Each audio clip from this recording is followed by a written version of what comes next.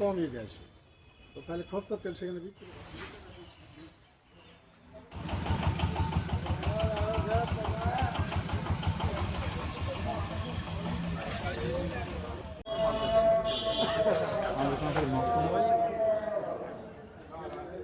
আমার কাছে ডিজেলের লাইসেন্স আছে, কীটনাশকের লাইসেন্স আছে, ট্রেড লাইসেন্স আছে।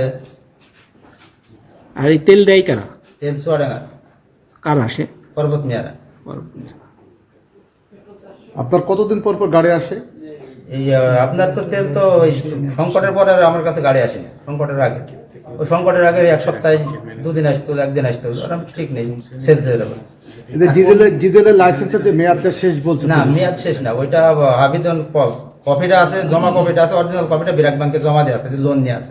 এই গ্রাম থেকে ইন্ডিয়ান বর্ডারের দূরত্ব মাত্র 1 কিলোমিটার। তা আমরা গোপন সূত্রে সংবাদ পাই যে এই এলাকার ফারাবি ট্রেডার্স নামে একটা ব্যবসা প্রতিষ্ঠান আছে।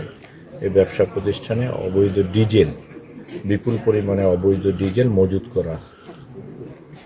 আমরা তো গোপন সূত্রে প্রাপ্ত সংবাদের ভিত্তিতে ঊর্ধ্বতন পুলিশ সুপার স্যারকে অবহিত করে, তার নির্দেশক্রমে আমরা টিম এসে তার দোকানটা তল্লাশি করি। তল্লাশি কারণে প্রায় বিপুল পরিমাণ ডিজেল, 26 ব্যারেল ডিজেল আমরা স্থানীয় লোকে এবং সাংবাদিকবৃন্দের উপস্থিতিতে জব্দ করি।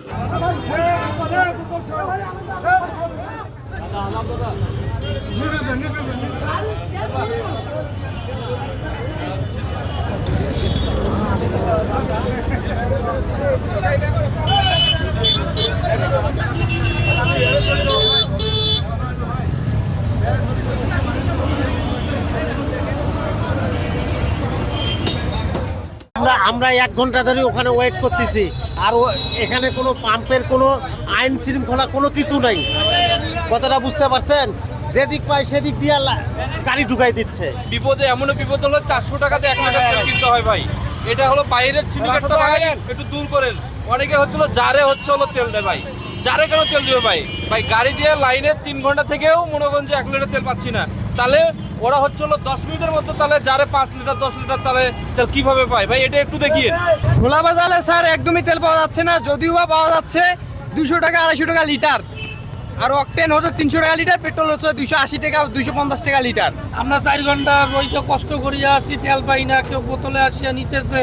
এটা অন্যায়, এটা খুব অন্যায় করতেছে আমাদের সাথে। গাড়ি বাসায় আছে, বাসায় গাড়ির তেল শেষ হয়ে গেছে, আনতে পারি না। আচ্ছা আচ্ছা, কতটুকু তেল নেবে? এখন যতটুকু দিবে ততটুকু। ওই যে বোতল নিয়ে আসতেছে পাম্পে, এখন একজন গেল পাম্পে বোতল নিয়ে ঘুরে গেল। ওই যে দেখেন বোতল, ওই যে দেখেন, ওই যে লোকের কাছে দেখেন বোতল আছে, তেল আছে, দেয় না। 250 টাকা 300 টাকা চাই। কত? 300 টাকা করিয়া। গাড়ি যে বন্ধ, গাড়ি কিভাবে নিয়ে আসি? আচ্ছা, গাড়ি বন্ধ হয়েছে। আচ্ছা, কতটুকু তেল নেবেন আপনি? 100-200 টাকা নেবো, নিয়ে কি করবো? তেল নিয়ে বাইক নিয়ে যাবো, গাড়ি চললে হইলো আমার। কালকে রাত থেকেই গাড়ি বন্ধ হয়ে সিরিয়াল ছাড়াও এলোমেলো পরিবেশ করে ফেলেছে, নিয়ম ট্রাফিক পাওয়া যাইতেছে না। আমরা 1.5 ঘন্টা থেকে সিরিয়ালে আছি, এখন পর্যন্ত তেল পাইলাম না। আমাদের গাড়িতে 1 ফোঁটাও তেল নাই। এখন আমাদের করণীয় কি? বোতলে কোনো প্রকার তেল হবে না, বোতলে কোনো প্রকার তেল হবে না। বোতল ভাগে দিতেছি, ভাই বোতল যারা আছেন বোতল ভাগে দিতেছি,